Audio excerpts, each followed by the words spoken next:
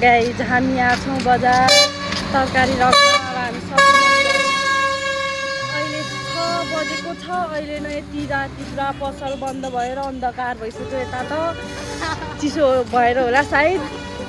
लास्टै छ, पुरा कुहिरो सुइरो लागेको छ। माथि पनि चिसो पनि लास्टै छ।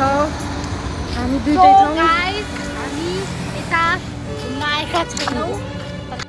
सो गाइज हामीहरू यता घुम्न आएका होइनौँ। तपाईँहरू अझ कति घुम्छन् यिनीहरू सोच्नुहुन्छ होला, तर हामी यता तरकारी किन्न आएका हौँ। तपाईँहरूलाई हामी तरकारी किनेको देखाउने पनि छौँ। सो गाइज हामी सब्जी मन्डी पुगिसक्यौँ। यता अब यता यो फलफुलको लाइन, अब उतातिर तरकारी किन्न जान्छौँ।